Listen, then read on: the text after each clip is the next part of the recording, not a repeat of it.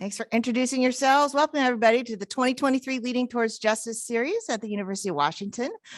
This is a monthly series supported by the Leadership for Learning and the Danforth Leadership Programs, the Corbally Fund, Educational Foundations Leadership and Policy, and the Just Ed Leadership Institute. Today, we have a very special treat for you. We are here in studio with a live studio audience.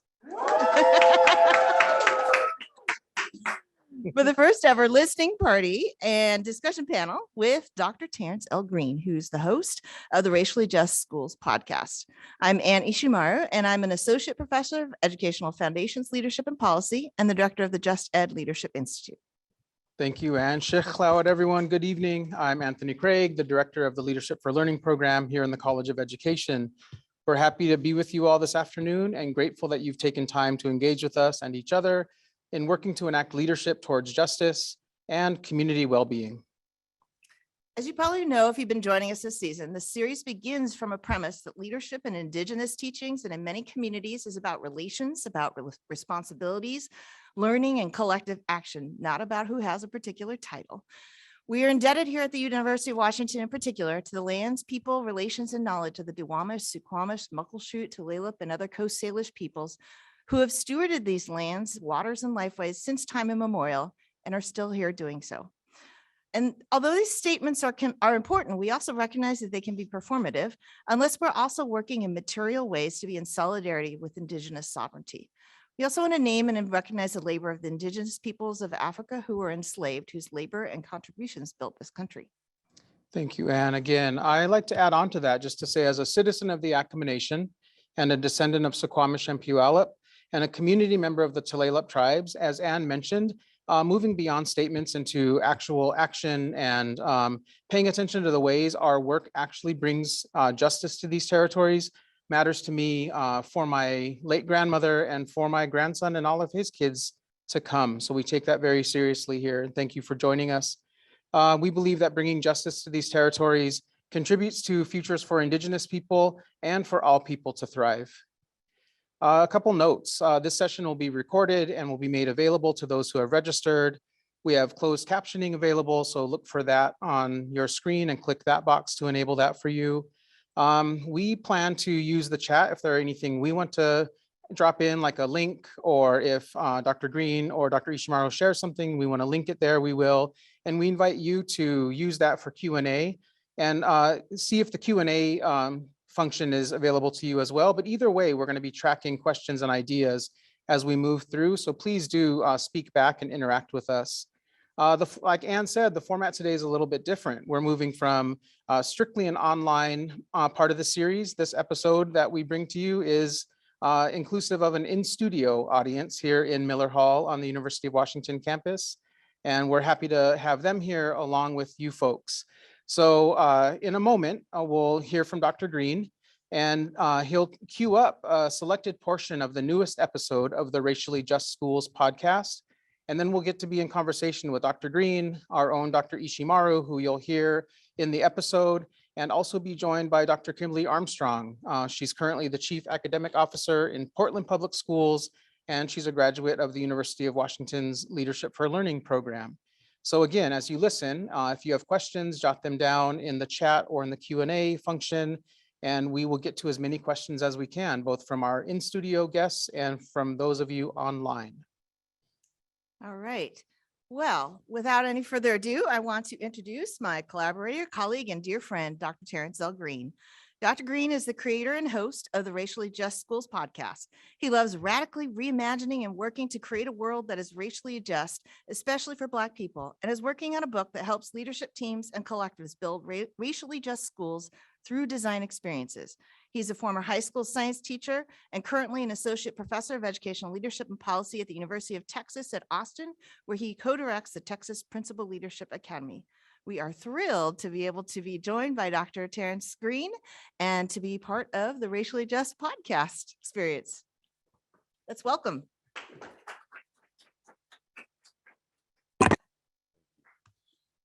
Well, good afternoon, everybody who are currently online and everybody who is here. Thank you all so very much for being here today.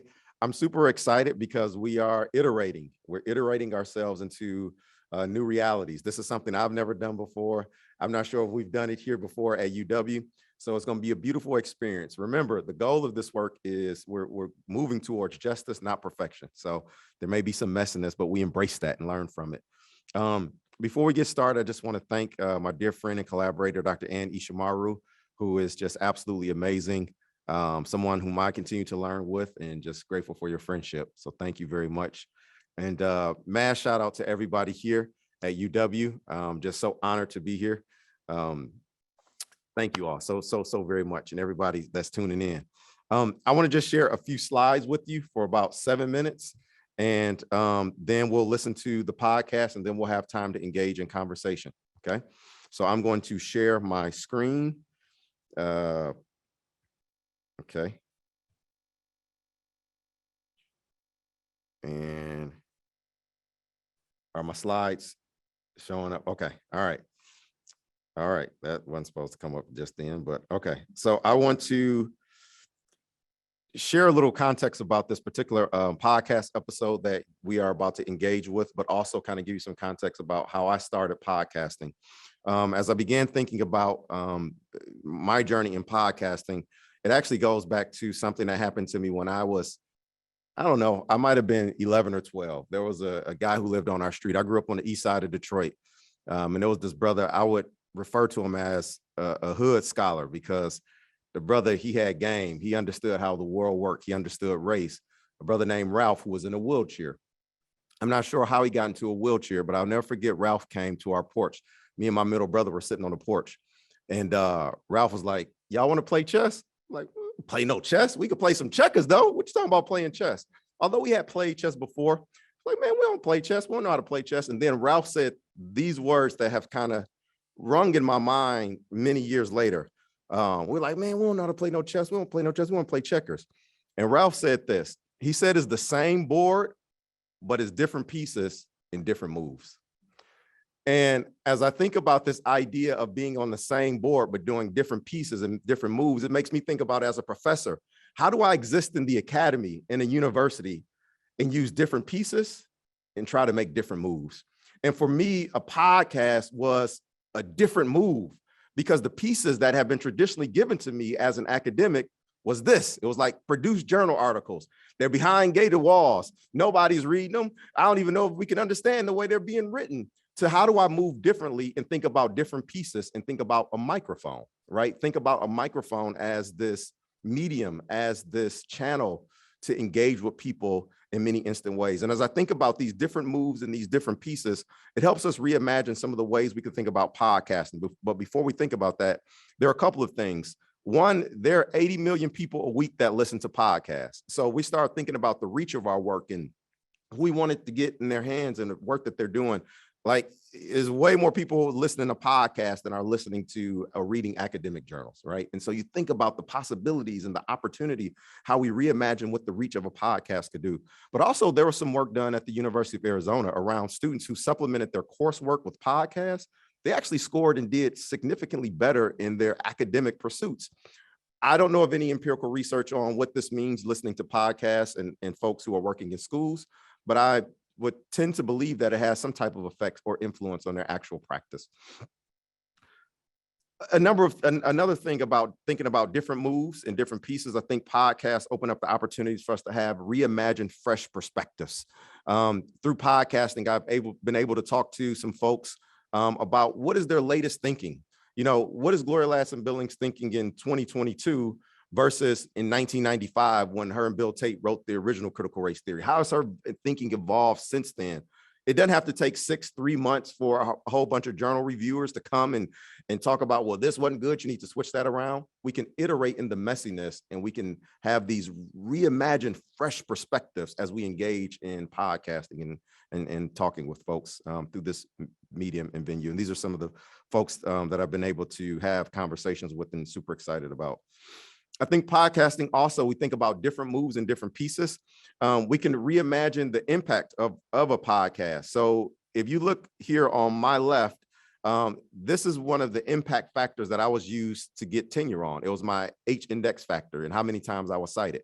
So as you can see here, this citation starts in 2016, so about 7 years ago. And my work had only been cited 1,136 times. But if you think about a podcast as a venue of reimagining the impact of it, just within 90 days, way more people have downloaded a podcast than have cited my work in 7 years. In 7 years. So, right. And so how we think about different moves in different pieces, we reimagine fresh perspectives, but I think this opens up opportunities for us to reimagine different ways of impact in the work that we engage in and that we do. And then finally, I'm excited about thinking about the work that we engage in and do. Since 2016, Dr. Ann Ishimaru and Dr. Dakota Irby and I, we have been doing this study on equity leadership. And that's what we're going to listen to this podcast on. It's going to be a preview of it. We're going to be talking about our research. What are we learning about school districts that have an equity officer or an equity officer? What does that mean for the ways that their work proliferates? What does it mean for the racial historical context?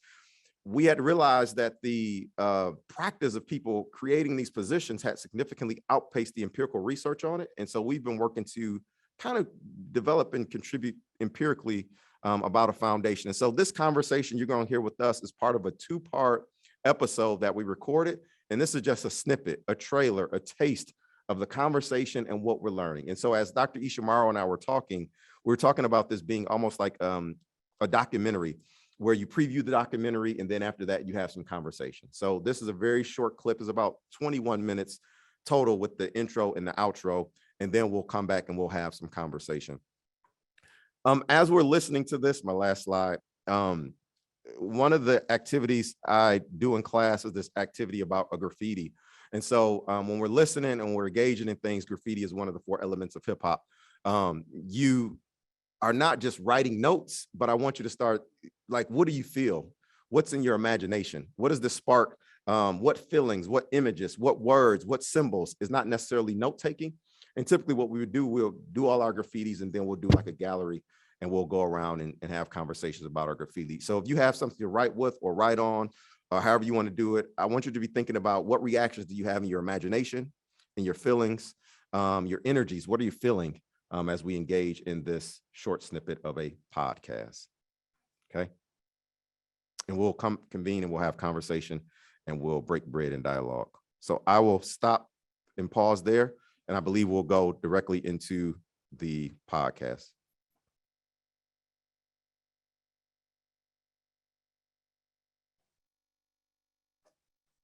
Welcome to the Racially Just Schools podcast. My name is Terrence L. Green, and I am your host. And if you are listening to this, that means that you are part of the Leading Towards Justice series at the University of Washington. And we're going to do something super special today, never done before in the history of the Racially Just Schools podcast, is we are going to give a sneak peek preview of an amazing episode. It's going to actually be a 2-part episode that I recorded with my dear friends and collaborators, Dr. Ann Ishimaru at the University of Washington. Show some love, make some noise, clap, snap some fingers, do something. And for our homie, Dr. Dakota Irby at the University of Illinois, Chicago. And so what we're going to do is we're going to play a very short snippet of our conversation, give you a little teaser of it. It's about 15, 17 minutes long. And then after that, we'll reconvene as a collective and we'll go from there. So without any further ado, let's go.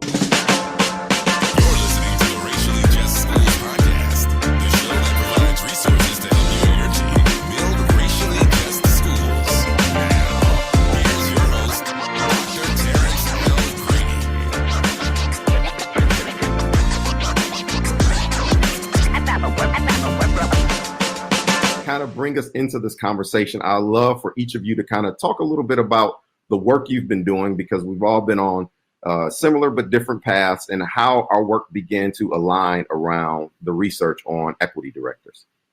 I'll start with you, Dr. Ishimaru, if you would. Yes.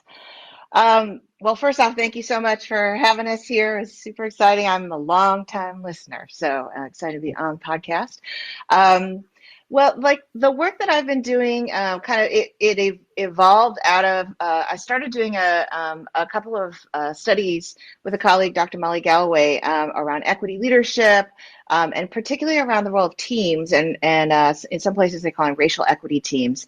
And so, over a course of a number of years, we followed those racial equity teams and more at the school level to kind of see what they were working on and how their work was shifting and affecting the work of educators every day. And one of the key factors that started to come out of that work was the role of the formal leader and the role of the district and the context that was coming out of. So, Dr. We might talk about this in a minute, but three of us came together at a convening and started talking about over lunch just how many folks that we knew from our own networks and students and colleagues who were taking on this new role of equity director, and trying to figure out what did we know from the research out there, who was studying these folks in these roles, and how much they seem to have grown in recent years. And so that was kind of the beginning of a conversation over lunch. And I kind of had been thinking, oh, maybe this is just something in my area, something that's happening on the West Coast or in Northwest. And so kind of having that conversation opened the door to realizing, actually, maybe I think this is something that's happening nationally. Yeah, Dr. Ishimaru captured the conversation that led us to start collaborating. I think the only thing that I would add is that that conversation happened I can't remember if it was 2016 or 2017. And so this was before there was the number of equity directors and equity officers in K-12 spaces that we see today. And so that initial conversation was about 2016 or 2017, we had that lunch conversation and started to realize that all of us knew people who were working in this, really at the time, what I would argue is it was an emerging role. In fact, when we initially started our first study, we found it quite difficult to find participants for it. And so that's the only thing that I would add. But yeah, it came by way of a conversation where we were all talking about what people we knew were experiencing in this new role. You know, one of the things that I remember most about that conversation was that so many districts had spent millions and millions and millions of dollars on consultants, but they hadn't built like the institutional capacity to do this work. And so one of the things I remember us talking about during that conversation was the kind of like the shift organizationally, because districts were like, you know, we spent all this money, but not much has changed. And so they were really trying to start to build internally what that looked like. Just like, what are equity directors? Because they're known by different titles in different places, depending on what district you're in. But then, like, why is this particular role needed? And I feel like there's pressure on people who support equity work at times will say, well, you don't need like an equity officer or equity office because equity is the work of everyone. And then there are people who are just completely antithetical and trying to undermine any type of work around equity and equity offices. They're trying to dismantle it. But could we have a talk start a little bit about like, just like, what is this role in this position and like, why are they needed in K-12 school districts? It's a person who's been designated at the district level to tend to all the various equity work. Sometimes there's an entire office that's designated with significant resources and staff. There are a number of different models, which I think maybe we can talk about in a minute, that folks have taken up for what it looks like to have someone like this. And in other cases, it's a single person, and they don't necessarily have a staff or their own designated resources, but they work collaboratively with other departments, with other leadership to focus the efforts of the district on different kinds of equity work.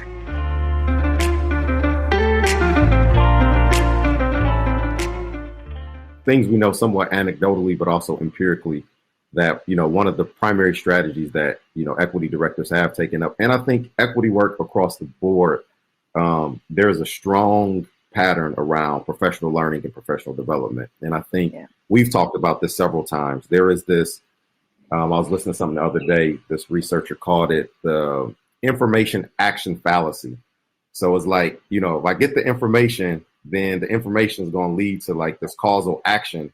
And we've talked about Yes. like, they've got the inoculation. Like I did Right. my 4 professional development, so now I'm racially just or anti-racist or whatever it may be. But can we talk a little bit about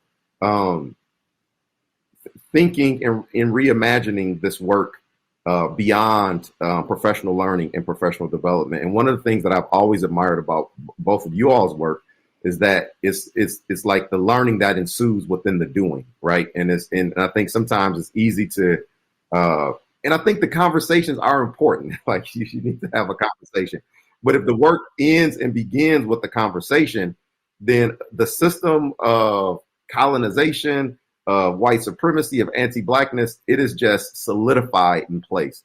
So could we talk about, what might it look like? How might equity directors and people doing equity work reimagine doing this work coalitionally, like you just mentioned, Dr. Ishimaru, or more strategically in some ways you mentioned earlier, Dr. Irby, that thinks beyond professional learning and development? Yeah, well, I could jump in. I mean, I like how you talked about the fallacy, or what, I can't remember the exact language that you use, but I think that's right on point. I'm a big person where I think a lot about changing conditions, right? So I'm really big on, if you can change the conditions of a particular setting and can change the conditions that people work in and that people lead within, that people learn within, that you get different outcomes. And a lot of times people think so much about focusing on individuals' behaviors as opposed to thinking about, or in addition to thinking about, how to actually begin to modify and change the conditions in which people actually like operate. One of the examples that I like to give folks all the time is that you can create, I give a concrete example. At my local park, last year, we worked to have our baseball diamonds refurbished. A year ago this time, especially since it's been raining, it would have been like a small lake, and like it was so much mud on the baseball diamond that geese would come down and hang out on the baseball diamond. So it was just the conditions weren't what they needed to be. So we didn't work to necessarily get people to want to play baseball necessarily. We focused on changing the conditions. So we worked with Cubs charities here in Chicago to bring a grant. They refurbished our diamonds. We have 2 beautiful diamonds now. The conditions are different. We didn't have to encourage people to do anything. Now that the conditions are different, people are out there every day playing kickball, baseball. People are reaching out, asking about using it. And so the park feels and looks totally different than it did even a year ago, because we didn't say, hey, we want you all to get more active and get involved. Instead, we changed the conditions. And by changing the conditions, it changed the way people interacted and engaged in the space. So I'm very big on that in terms of like leadership and thinking about what equity leadership looks like, is placing an emphasis on changing the conditions of the organization and the systems that people actually work and collaborate within. These are also things that I talk about extensively in my book, Stuck Improving. And but I think that what I try to put forth in that book and what I try to argue in terms of thinking about how to create more anti-racist, equity-oriented spaces for Black and brown children is to think about what we can do as leaders to change the conditions that exist. I think that's one of the things that kind of, I think that there are a lot of folks out there, increasingly more. I shouldn't say a lot. Like when we first started our conversations, that group of scholars has only grown. But one of the things that I think I've always really appreciated and was drawn to both of your work about is I think we share a sensibility around wanting to make sure that equity work is going beyond individuals and it's going beyond the hearts and minds kinds of things. And that's what so much, some of my prior work I did really, I started to notice how we had a set of assumptions or logics that were playing out even in equity work. And that's where that professional learning and the professional development, it's not to say that the professional development isn't important. That's going to be an important part there. But part of the kind of underlying logic of a lot of the professional learning at the time was if we just get folks to understand these different concepts, if we understand about oppression, if we understand about history and colonization, we understand about white supremacy, then everything will be different because everyone will have this awareness and will change their behavior. And so, that's that kind of fallacy. And part of the tension in there in terms of the work that I've done prior is just noticing that this idea of like we gotta change hearts and minds, and people wanting to actually change some of those conditions or some policies or some actual practices often hit up against this barrier of people saying no, we really gotta change hearts and minds first before we can do that, because otherwise those other kinds of changes are going to create damage or whatever, that kind of thing. And I think the troubling of that is, well, whose hearts and minds are we trying to change? And I think the kind of unspoken part of that often is it's white educators, white parents, their hearts and minds, but also like, what does it take to change someone's hearts and mind at a really deep level? And so I think that's also like taking a kind of organizational approach and thinking about how do we change the conditions, and then how do we change practices? How do we change our interactions through the work of making change? And so whatever it is, and some of the work that I've done in terms of fostering equitable forms of collaboration and co-design is really about taking something, whether it's a policy, taking a decision, and really thinking about how do we reshape the way this decision takes place? Who gets to be at the table? How are we going to make the decision? How's the power play out? And, we're going to come to probably a slightly different kind of decision, but in the process, by doing that work, we're also shifting the norms for the way that we undertake that kind of activity. And so it's kind of like what Dakota was talking about in terms of the organizational conditions. Yes, that some of them are structural, and having the kind of time and space, and some of them are also relational, interactional, about how we interact with people, how we assume who has expertise, how the power plays out in these everyday contexts, then shapes how these broader systems, decisions, and outcomes come to be.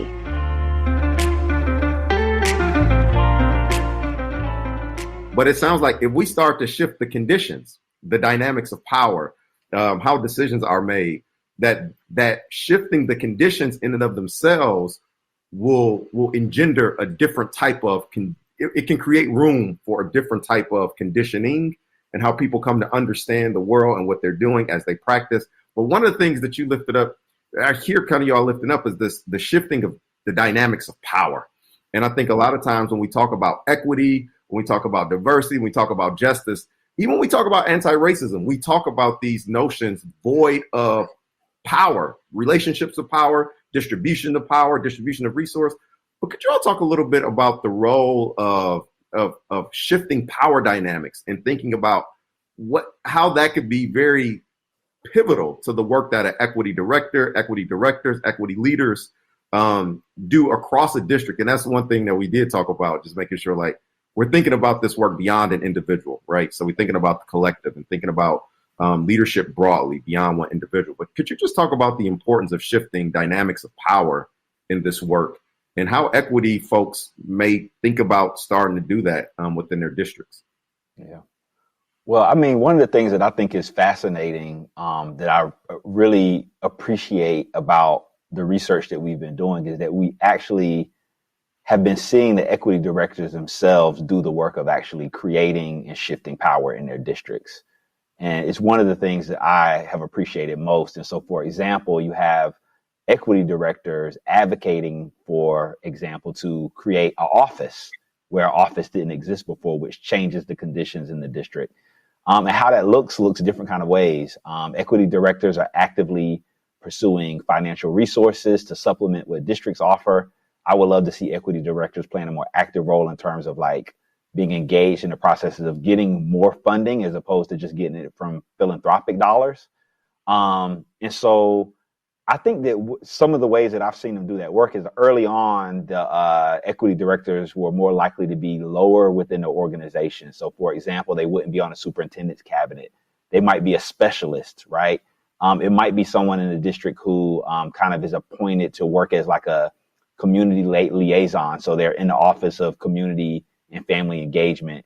And what we've seen over time is that the people in these positions have used their creativity, used their cultural and racial knowledge to advocate for and advance their districts in a way that creates a new sets of conditions by, for example, consolidating programs, sharing resources, and getting more, staff, getting a larger staff. So all of these things I think are like really important. A big one is influencing policy decision making that happens in the district and actually revising policies. So there's these ways that folks are exercising power and moving in ways that actually like build and establish new conditions in their district. Terrence, I want to hear what you were thinking about. What would you add to that?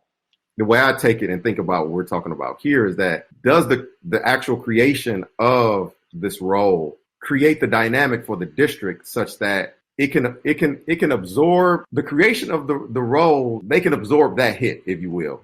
And so the district can improve and become more equitable, but the district never becomes something different, right? And so this role, I'm wondering, does equity work push the districts towards being more equitable and limit it in becoming something significantly different, right? Something significantly different to where the conditions to which we were just talking about before is the default setting.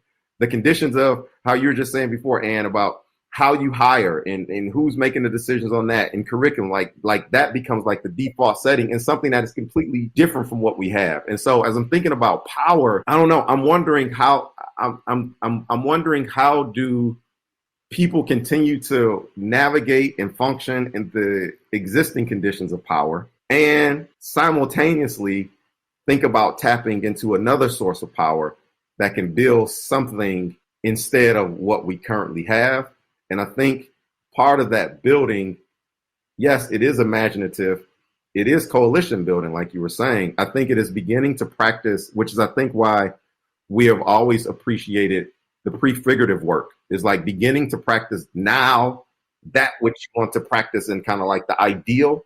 But I think of power functioning in both of those, what we have now, but thinking about how do we get it to the ideal. And I think practically, because I know somebody else in an email, like, what does that mean practically? I think practically what you just said earlier about how decisions are made, who makes the decisions around everything, curriculum, instruction, how we collaborate with families, the whole nine. So that's kind of what's percolating in my mind right now.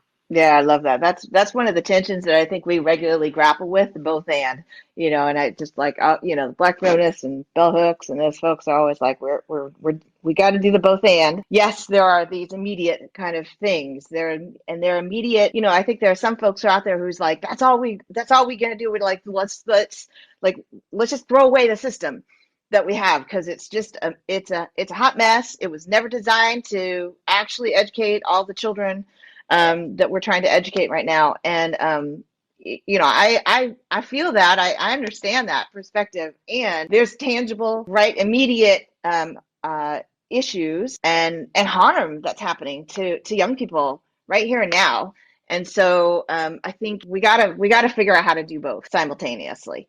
That said, there's also, I was thinking a lot about, somebody was talking about all that's going on with the anti-CRT and all that kind of stuff. And I just keep coming back to this idea that I think Mark Gooden and some other folks talked about, this idea of orchestrated distraction. And how much it's functioning to, like you're getting attacked. So it's not like you can just be like, I'm just going to ignore it, but also to just see and recognize that there's a very intentional way that is drawing attention and energies and focus and work away from the kinds of either like the immediate sort of equity work that's happening within schools and districts right now, and the kind of reimagining and the proleptic work of trying to transform and function in entirely different ways. And so I think we just got to keep our eye on that and recognize that there is something that's very orchestrated about all of those attacks. Well, folks, that is it. I hope you enjoyed that. That was just a little teaser, a trailer, a sneak peek of what we have in store with these 2 episodes dropping coming up very soon. The first one will drop on Saturday, May the 13th. So be on the lookout. You can get that at raciallyjustschools.com. We'll make sure we post it on social media and get it over to you. So thank you so much for checking this out.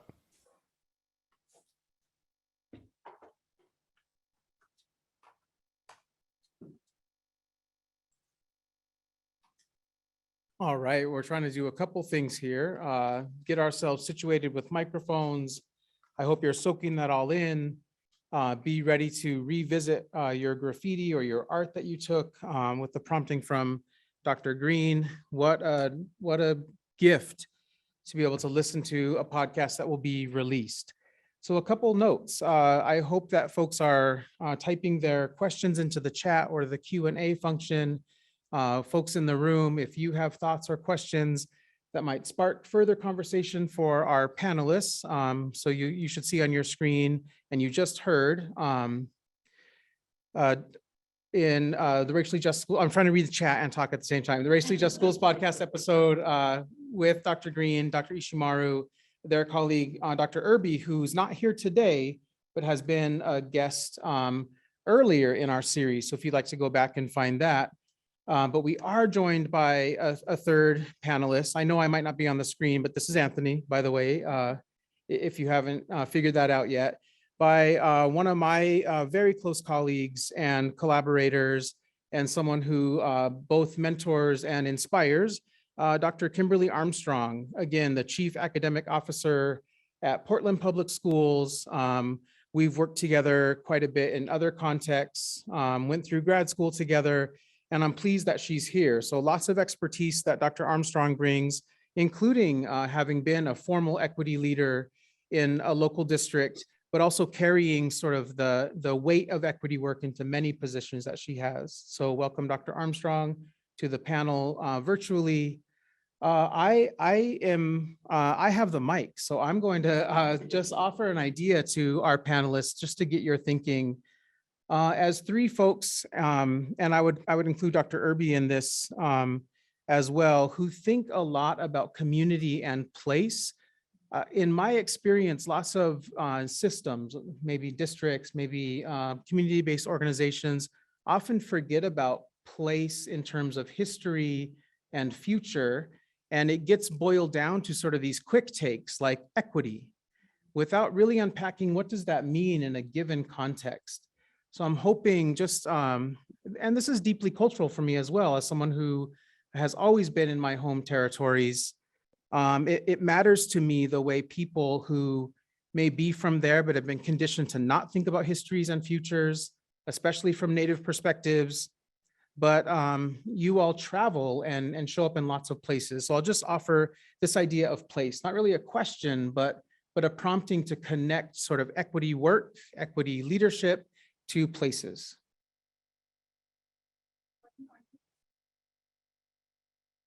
Start, Dr. Armstrong. That's wonderful. Thank you for the introduction, Dr. Craig. So excited to hear your voice and see some familiar names on the attendees. I am representing Portland. I have served both in Washington and California, from as far north as Edmonds and as far south as San Diego. And so when I think of place, and all the students in between, right? So not just a physical place, but just that state of mind, and bringing in all the secondary trauma and the primary trauma and all those other experiences from my journey through schools, and then charged with supporting others as they journey through schools, and really what that means and what it meant as an equity director and what it means now as a chief academic officer.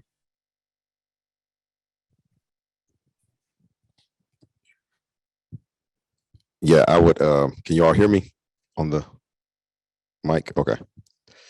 It's a great question. I think we were talking earlier about how often when people talk about equity, they talk about it void of power.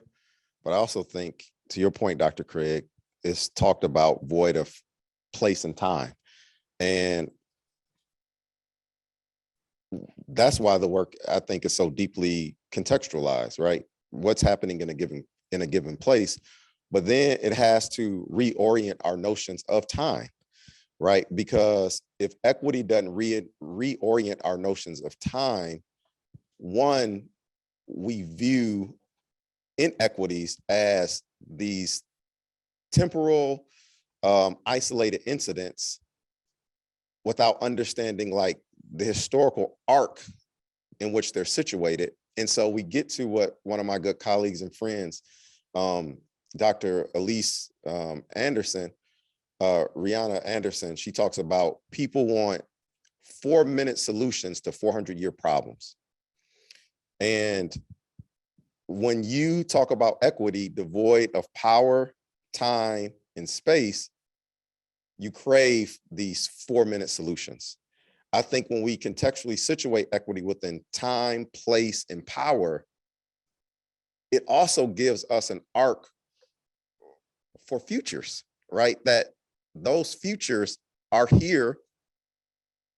They're bound up in this time, in this place, in this context, right? And so I think unpacking that is vitally important and something that we need to continue to do as we engage in our work around equity. I had one more thought, but it'll come back to me. This is an interesting experiment. I read, I'm like, who do I look at? Which like the camera is also like as though the audience is on the ceiling. Get down. Anyway, yeah, I love this question, and I think that that's one of the things. Like when we use the word equity, it's getting used, especially right now, ubiquitously. But it means so many different things, and I think instead of one of the things that can happen is people are like, oh, we need to spend all this time defining this word.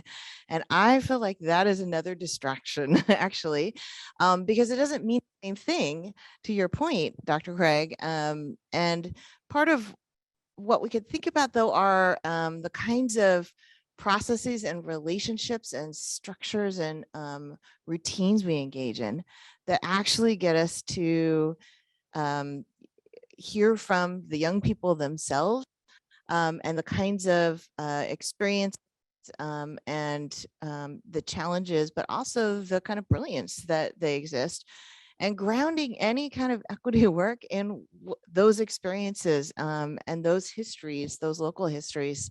Yeah, part of these much broader histories and movements.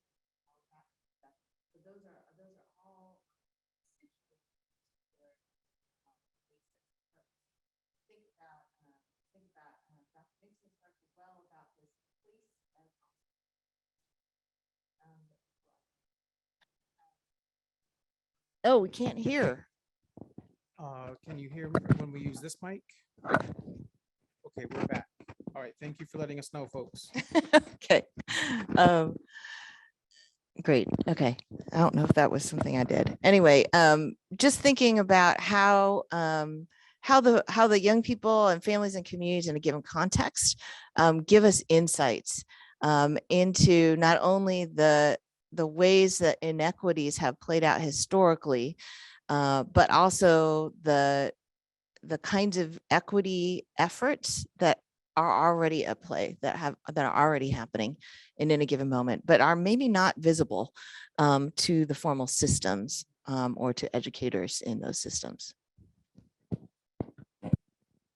I want to note just from the chat for Dr. Green and everyone that this idea of the 4-minute solutions for 400-year-old problems is resonating with folks in the space. And I feel like that's important. I'm not seeing questions yet. I'm a big Terrence Green fan, just so everybody knows. Like I listen and re-listen to these podcasts and write down those Terrence Greenisms that show up. So I'm gonna take advantage until you all put some questions in here.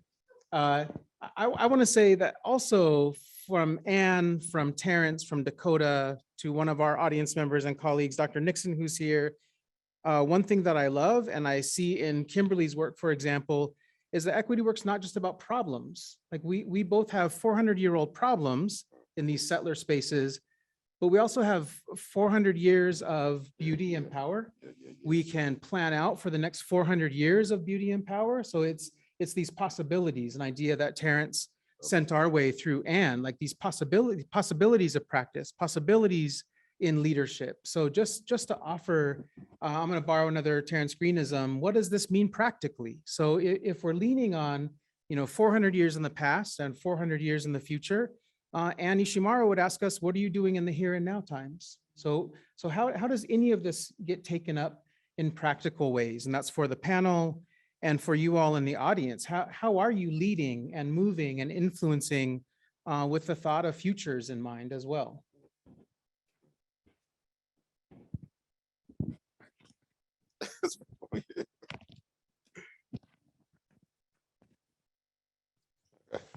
Can y'all hear me? Okay, cool. All right. Well, thank you, Dr. Craig. You are bringing the fire with these questions. This is good. I think a couple of things in thinking about Kiana Ross talks about the mean times and between times. So how are we engaged in thinking about the possibility of our praxis and possible futures? So I think is a couple things. One, there's this idea of the 200-year present. I forgot the researcher's name, but when it comes. So it's like the idea, think about the oldest person that you've ever had contact with in your life. For me, it will be my great-grandfather, who was born December 25th, 1899. He lived in my lifetime. And think about the youngest person in your family, them 100 years later. We have a 1-year-old, so the year 2123. So going back from 1899 to 2123, and not that our 1-year-old will necessarily live 100 years, but will impact people or live with people another 100 years. So like in this very moment, in this particular space, even beyond temporal notions of time, we're existing in at least a 200-year present. So with that approach and thinking about our work, I start to imagine the work that we do now, it is intergenerational, right? Even if I don't see the other part of that 100 years, I'm working in that now, which again, we mentioned in the podcast, this idea of like these prefigurative, that there are new futures and new possibilities, but knowing that it's literally here now, I start to live in that and integrate into that and to iterate into that. And so I think part of it is doing the work that we're doing now with the North Stars of knowing that we're impacting now, we're reshaping things that have happened in the past, but we're also building these beautiful futures, which we have 400, more than that, of years to draw on. That's one way I think about it. So reckoning your work within that. The next quick thing that comes to mind in thinking about building these possible futures, it is having some very practical tools to facilitate the ideas of like actually dreaming, but also the actual doing and reflection on that which you've dreamed about, right? And that's, I think, one of the beautiful things about the work Dr. Ishimaru does about co-design. Like you literally can co-design into different relationships of power, into different realities, into different futures. And so I think those are two ways that are just percolating up for me right now. Dr. Armstrong? Sure, I'll jump in. Wonderful question. And I'll jump in and say, just to add some context, I entered the equity director role in the 17-18 school year. So right on time with the research and the study that you all are doing. I see a question asked, the future of the role and how might that play out, and might systems keep those roles, is how I'm thinking of that question. And I would say that the role will probably be here to stay. I think it looks different. I appreciate the thought, Dr. Ishimaru, about the changing of the hearts and minds and how many looked at that role first when coming into the work. And I stand firmly in the belief that if we're not talking about instruction, if we're not talking about how students are learning, achieving, and progressing through school, then we're not really doing equity work. And so when I encounter individuals that are asking about, my experiences as an equity director, or how might they prepare themselves to enter into that role, I say there's 4 key things. Well, really 3, but I'll make one of them a 2-parter.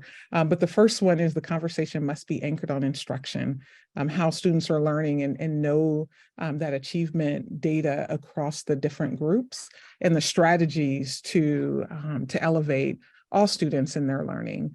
The second one is through high quality instructional materials, right? If we're not putting the current standards aligned curriculum in front of our children, then we're not doing equity work. The third one is my two-parter. I would say relationships. I love the quote, the soft bigotry of low expectations. Expectations lives within those relationships. And so I think that's key. And then the other part of that is, how are systems connecting with those external partnerships, those culturally specific organizations doing work with students who are connected to those organizations through culture, through race. And I think as long as those four things continue to be a need in a system, there's a need for that equity director to help do that work. And some say, yeah, well, that's the work of curriculum and instruction, or that's the work of that's the work of principals and teachers and other people that live in the building. And that absolutely, that should also be the work of equity directors, right? It isn't an other, it's wrapping around that. And then I think the last piece that I'll say is that this work needs to live and breathe in human resources. We say often that our young people want to see themselves reflected in their teachers, specifically our Black and Brown students. And I believe that. And at the same time, us Black and Brown folks see ourselves reflected in our students. So when our students are experiencing trauma in the classroom, when they're being discriminated against, when they're experiencing racism, we do too, right? So when we talk about changing hearts and minds, when we talk about some of that learning that needs to happen, understand that there's some support that needs to happen for those Black and Brown folks that live in organizations that's being re-traumatized watching what's playing out, the narrative that's playing out for our Black and Brown students. Yeah, I appreciate that, Dr. Armstrong. I think it makes me think also about some of the work that we did around the what we call the double jeopardy of the folks who are often in these roles. It's often Black women in particular, and talk about the powers of, or the dynamics of power, and the ways that those play out within schools and in districts, that are the folks who bring the kind of expertise that we need often face these sort of organizational dynamics that undermine the work that they're trying to do, these racialized, gendered dynamics that are playing out. And that, it doesn't, I think that it's particularly prevalent in the equity director role, but I think it's in any of the leadership roles that we see in schools. And so I think I really appreciate you talking about that through HR. There was one of the folks we talked to, it was the only district actually, that person was in the HR department. And that was their primary sort of focus and means of doing equity work. I think as I think about what is the kind of everyday practices too, I'm thinking about a couple of the districts who've really, one really focused on youth voice, and kind of bringing that together. Also, there's another district that really focused on data in really expansive kinds of ways. So one of the things that they've done in that district is they thought about, we're really paying attention to what are some of the routines and how are those showing up across the district. So we're thinking about how does this work travel? How does it proliferate? How does it spread? And one of the things that's been really interesting is to watch this district start with the equity director sharing certain kinds of routines around more sort of maybe some of the conventional data, and then really expanding that and trying to have these kind of ongoing conversations with students, with families, to the point where that has become part of now their district deliberation, where they're getting feedback and insights and student and family, especially voice in their process. So they've actually purchased technology that has enabled them to gather that, and that's now part of their routine. Like the board can't make decisions until they've kind of run some of those things through. So I think that's really thinking about how to integrate some of those things into the systems. And it's not just sort of like, let's send out the survey link and then whoever happens to respond, we're going to use that, but actually being really intentional about whose voice they're inviting and who they're listening to and how they're getting what kinds of, what forms of data they're getting.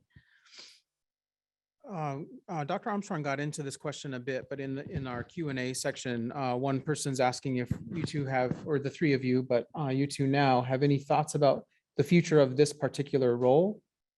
How you see it playing The out based on equity how your director. project's going? I think this role has continued to grow, and we're in this particular moment. Like we started, as you heard Dr. Irby talk about, we started, it seemed like increasing, and that was like in 2016, 2017. We actually have been doing this survey. We started this, we hope it's going to be an annual survey. But I think it's close to 60% of equity directors have been in their role less than 2 years. Is that right? I think it's like 50 role less. So that, when in 2020, like there's this really rapid increase. And I think that we're starting to see now with all the backlash that we're going to, there are some districts that are backing off from that. And I think it's going to vary quite a lot. At the same time, I think, the districts are increasingly seeing that there needs to be somebody or an office with resources who can hold this work. So yes, it's the work of everyone. Just like you were saying, Dr. Armstrong, it's like, yes, it's the principal's work. Yes, it's teachers' work. And that having the resources and people to really steward that work, I think is particularly important to make sure that it's moving in coordinated or sort of in critical connection kinds of ways.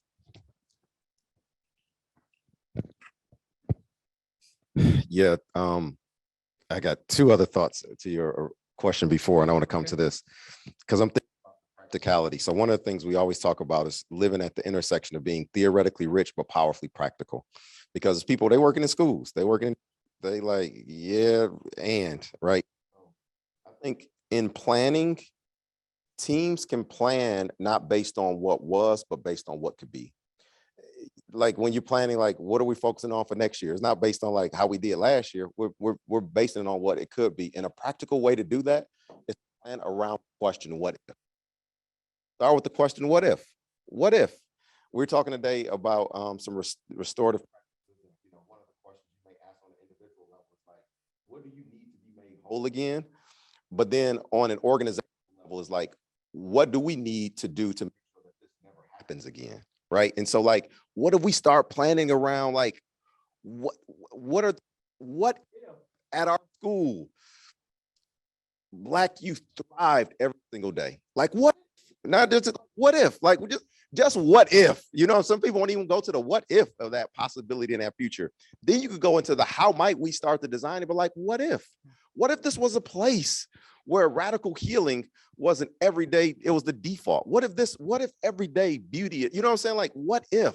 So I think just even having that in the planning, it opens up new discourse. It opens up new possibilities, new thought, new language, new way to practice and live into different realities we have now. We've never done that before. We don't know how to do it. You don't learn how to swim by sitting, you know what I'm saying? Like you got to put your toe in there at some point, you know what I'm saying?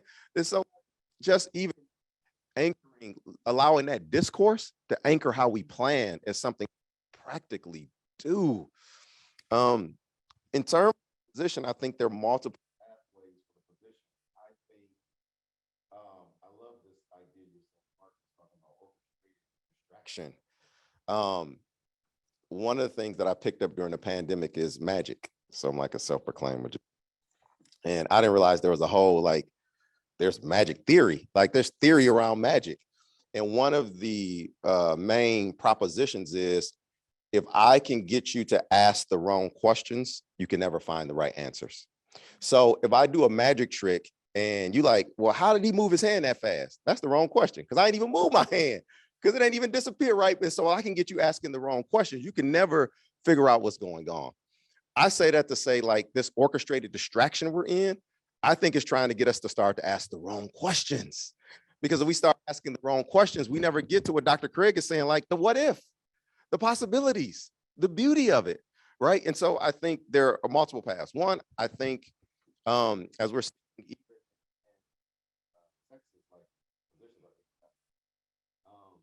So I think that's one. Some of the positions unfortunately they're going to go away. I think some of the positions, another path, I think some of the positions will just become symbolic fixtures. We can point to, oh, there go our equity director, there go our equity officer. Don't have any real institutional power to do anything. So yeah, they're working in the capacity they can work, but it's like a symbolic fixture. There's another path where they actually become very substantive roles and positions that become portals for school districts to be something radically different. They reimagine how power is exercised. They reimagine the metrics that they're using that schools use to kind of assess the work that they're doing. They're very substantive roles that are seeding for a futures that are radically different and significantly and profoundly beautiful than what we're currently in. I don't want to mess up flow. Folks are reporting that the mic is cutting in and out. So let us try to be as passionate, but maybe more still. Okay. As we're answering, can we do that? Let's pass the whole device back and forth. I'm just Okay. making this up. I'm All not a right. technological That's person. good. And folks, thank you for your patience and grace in helping us work through this, our very first live and with a studio audience moment. So thank you for letting us know. And what would you like to add? We were, we were talking yesterday after Terrence got in, we just get going sometimes.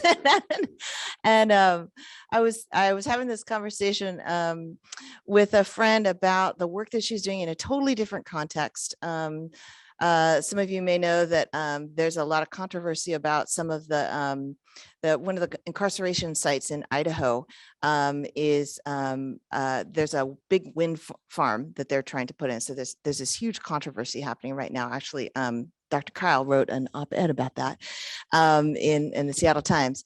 And so she's working on the inside of a system and feeling really, very exhausted and wondering whether her efforts are actually, accomplishing what she hopes.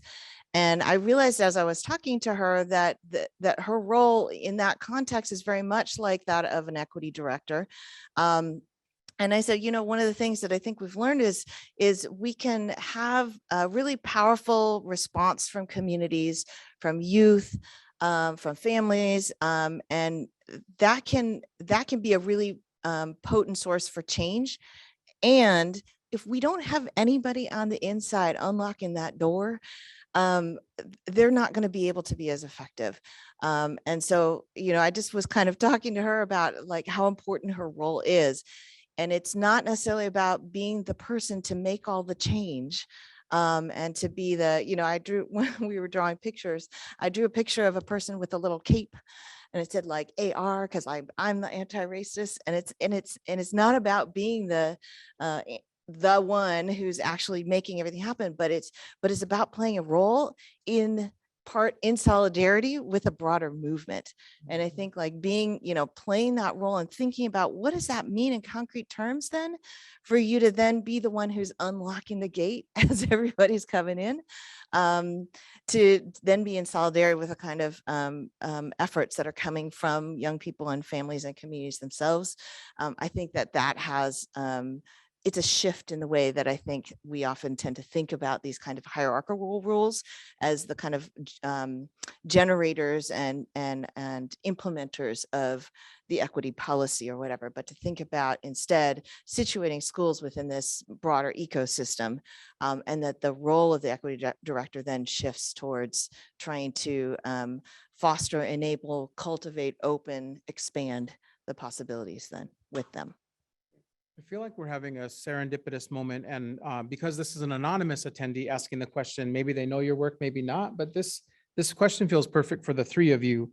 And there's some big words in here, and I'm having a processing moment, so let me just try to read it. Regarding institutional isomorphism, isomorphic pressures, coercive, mimetic, and normative pressures, based on your research and thinking about the role of an equity director, and recognizing that this work goes beyond any one individual, how do we make sense of these types of isomorphic pressures to disrupt the racial status quo, institutionalize racial justice, while also understanding the role of community organizing when thinking about creating organizational conditions for educational justice? I think you're all three already getting to this in many ways, but if there's anything you want to highlight that helps us see, how does this play out? It makes me want to talk about emulation, but that I get that from you, Dr. Green. You want to talk about it? Well, can you help, like, to make sure everybody's coming in about isomorphism? Can you kind of like talk through that organizationally, what that means? Because I know that's a Yeah. little more in your wheelhouse. I wonder if that's Dr. Rigby. Ask that question. Yeah, I mean, just that organizations have a tendency to change or to kind of let's see, I'm not good at explaining these very well, but to sort of like to shape themselves like each other. Yeah, and so I think it's also related to this idea of emulation. I think that what we add, the idea of emulation is actually, it's a way of maintaining the status quo and inequities. Gotcha. Okay, thank you. So one of the things we've been talking a lot about, so Charles Tilly wrote this book in the late 90s called Durable Inequality. So essentially he's trying to like, how is that inequality gets passed down from social relationship from generation to generation? Part of the work that he talks about, there's some mechanisms that are at play. The one that's gotten taken up the most somewhat decontextualizes the idea of opportunity hoarding, which is one of the mechanisms that he argues, but he also argues that there's this mechanism called emulation. Emulation is the district that I was talking to about why they wanted a racial equity policy, and they wanted one because the district down the street had one. So they were just doing a racial equity policy out of emulation because it was in vogue to have a racial equity policy then.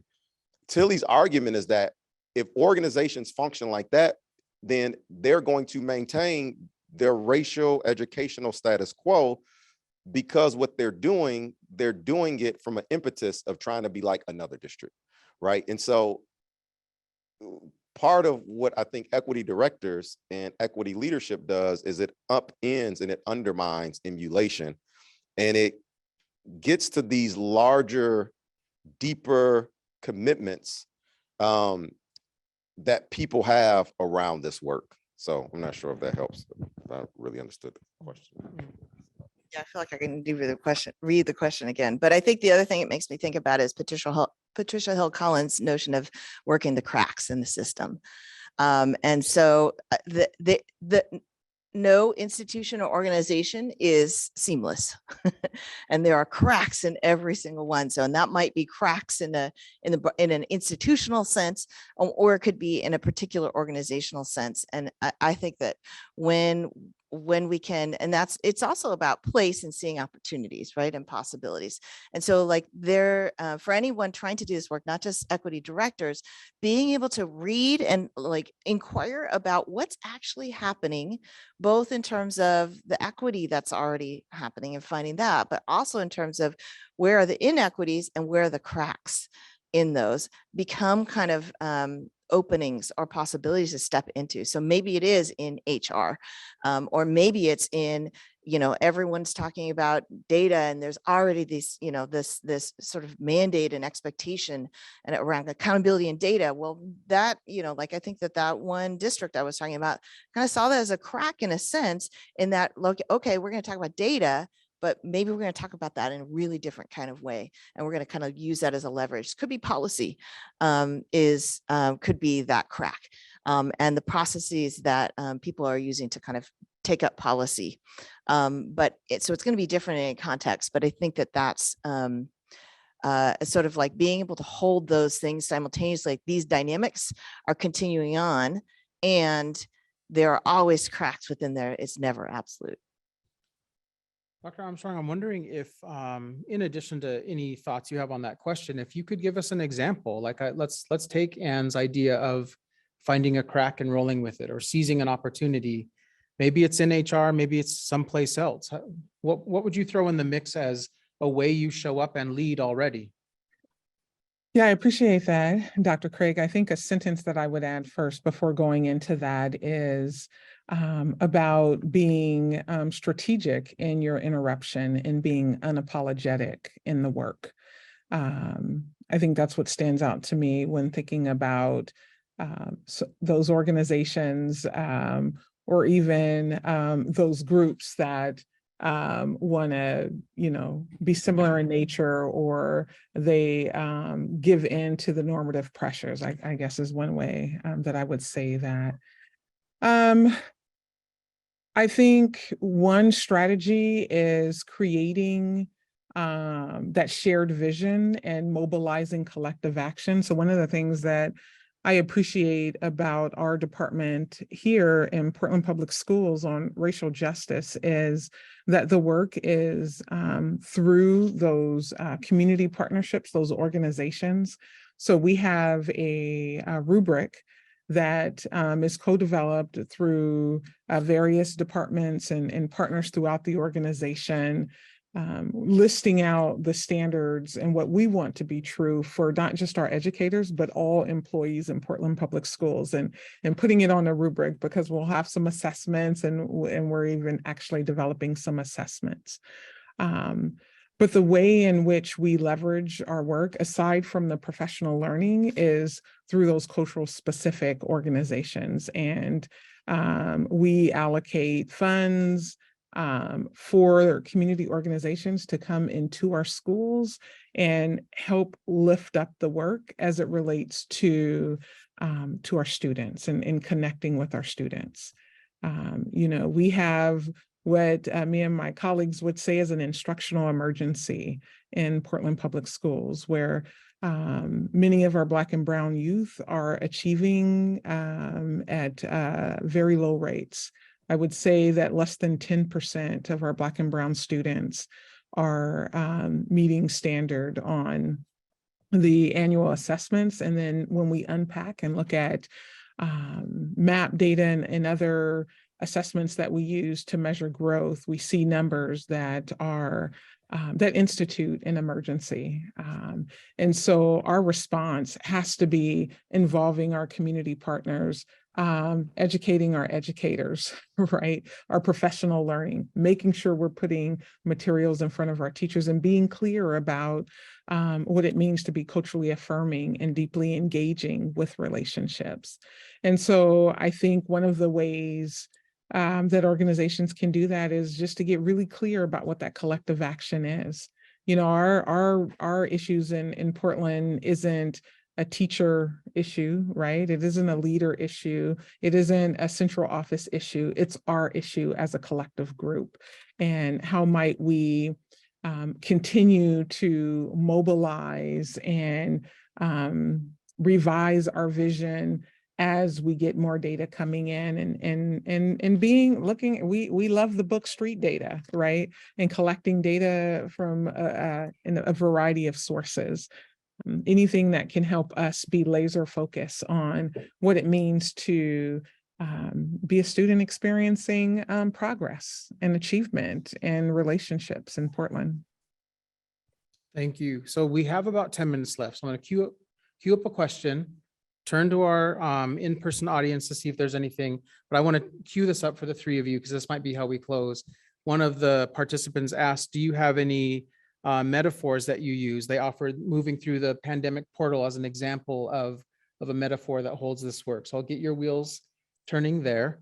There was a clarifying question that Dr. Green, I'll invite you to answer while you all think. If you have a question, in-person folks, we have a participant asking about a clarification in emulation.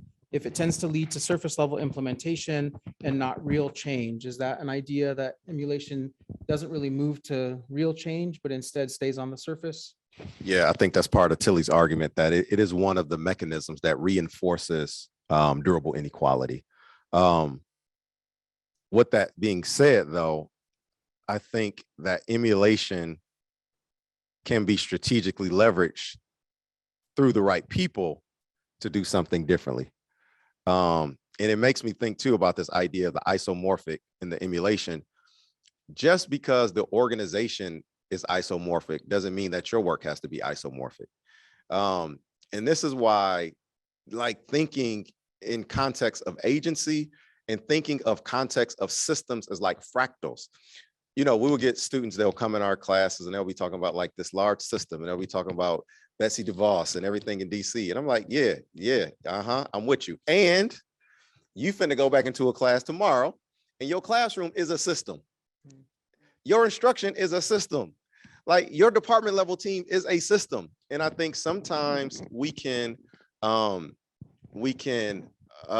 discount the contextual interventions that we can do because we're so longing for the structural transformations.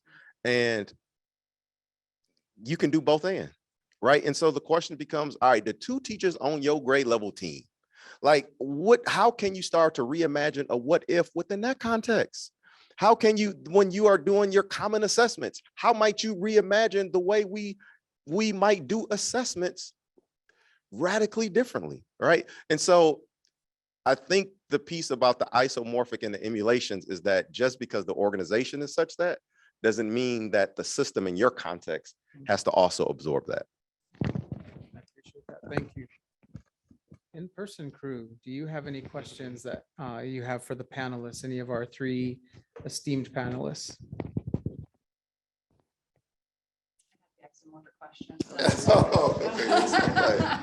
Okay, just to revoice, we found the culprit for the isomorphic. It's an in-person, yeah. Thank you. So I'm thinking about what you all have shared around the orchestrated distraction piece and how that can affect how we view what's happening, our ability to actually get to the root of it. And so, and then I'm also holding this notion of the trickster that we talked about in O'Farrell led by Dr. Craig. Could I ask you to like paraphrase the beginning again? Okay. I'm still working it out. Yeah. So I'm asking about this orchestrated distraction piece that you all are talking about.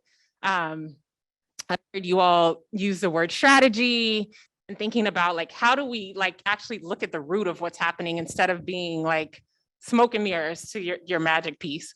And so I'm just wondering, and then I'm also holding from El Farrell, Dr. Craig talks about, you know, these trickster moves you can make. And we've also talked about fugitive pedagogies. And so like, what's the strategy here?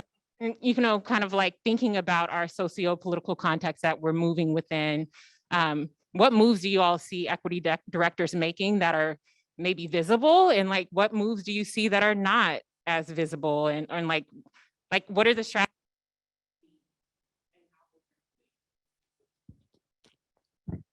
Thank you. Moving the mic back to the panel.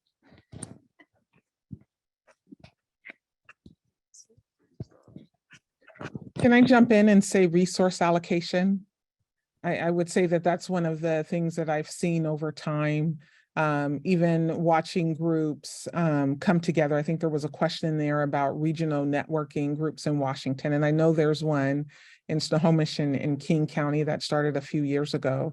And one of the ways that that group was able to leverage resources for one another was coming together and sharing about how resources are allocated to their specific department, and then taking that back to their superintendents and having a conversation about what's needed.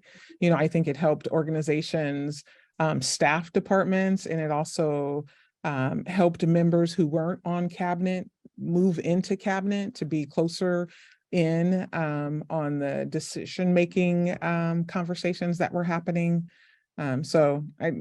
Resource allocation. Mm-hmm. Yeah, that really makes me think about, I guess, 2 things. One is there are all these kinds of ways in a prior study, we came to call it kind of systems brokering. And so thinking about how do you, and maybe sometimes it's like being able to use the language to think about, you know, people using Title I funds for certain kinds of professional development, or to rethink, you know, like maybe they had a series of parent involvement events, like very traditional ones, and then they're shifting how they're using those funds. So it's the same sort of broad categories, but they're thinking strategically about how they're using those. The other thing that what Dr. Armstrong just said really made me think about too are these sort of invisible networks that exist. For instance, in one district that we're studying, there's a group of Black principals who meet regularly and share what's going on and share their practices with each other. And it makes me think a lot about, I actually first heard this through Dr. Scarlett in Seattle and the Black Space Manifesto, but then Terrence mentioned it as something Grace Lee Boggs has said about this idea of critical connection over critical mass. Really thinking about that's I think some of the kind of trickster kind of moves that we see sometimes are folks who are mobilizing networks and making these kind of critical connections. And they're not actually sort of district sponsored spaces or organizational routines, but they are building these kind of networks and sharing practices and strategies outside of the formal system. Yeah, to that, this book on progressive dystopia, Savannah Shangay, she talks about like the people working within the system, outside the system, and beyond. And I think part of it is having those critical connections with people who are working within, outside, and beyond. I think the other thing too about like getting to the roots of it, I've been thinking a lot about how do you change the soil? Because even if you get to the roots of one institutional problem, if another institution is also rooted in that same soil, it's just a matter of time before those same, right? And so what does it mean to change the soil? You know what I mean? And this goes back to the possibilities and the futures and the you know what I mean? Like, I don't know, I'm tired of doing root cause analysis. You know what I'm saying? You weren't saying the root cause analysis, but like the root problem, like these roots they run deep. So we need a different soil. So I think us thinking about changing the soil lets us realize that we've been living in an orchestrated distraction for the last 400 years. Like it's like Bell's racial realism, like that is here, but that doesn't stop us from building and reimagining. Never had. It never will stop us from doing something radically different. So I guess the practical thing is that they're connecting with people inside, outside, beyond. I used to use this framework a lot in my teaching. I've not used it as much, but the temperate radicals, I got some critiques of it, but I think there are some benefits of it, is that these people are trying to rock the boat and stay in the boat. And that's, again, for people who want to work in institutions. When I was a child, my mom used to always tell me, like, you know, the sooner you learn how to play the game of life, the better off you'll be. And the older I got, I finally said, I don't want to play that game no more. You know what I'm saying? I want to play it, you know what I'm saying? I don't want to play that game no more. I know how to navigate it. So I think it's what that principal told us today is, how do you live in two worlds simultaneously that seem contradictory, that's rife with tensions, that's rife with contradictions?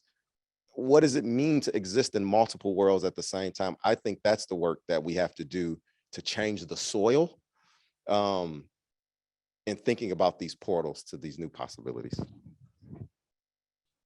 And if you don't mind, the only thing that I would add, I love that. I love the idea of changing the soil. And then if we were thinking of just anchoring this on the equity director position, realizing that positional power is a real thing. And so if you're in a place where you're not able to change the soil, what seeds might you plant that can overtake the existing stems that are there, if you will? Yeah, that's great. I'm going back to that question about the metaphor to maybe, close this out and then be able to hand off to DeWitt and Kimberly. I think a lot of, it's kind of back to the critical connection over critical mass thing. I've been thinking a lot about water and the ripples and how you can have ripples of work. We have a lot of conversation about kind of pushing on that assumption that there's a single point where things are going to the equity work is going to come from, and then it's going to kind of all go out from there. But if we think about ripples of water and the way that those ripples carry out, then then you can see the ripples start to interact with each other. And so I just think about that as a kind of metaphor for the possibilities of change. That's beautiful. I'm gonna get out of the way physically so the wheat can come up. I'm gonna add on my way out the door that to heal soil, these native people from these territories have always used fire. So now we have soil and seeds and plants and water and fire, and this has been fire. So thank you so much. I'll get out of the way and let the wheat come up.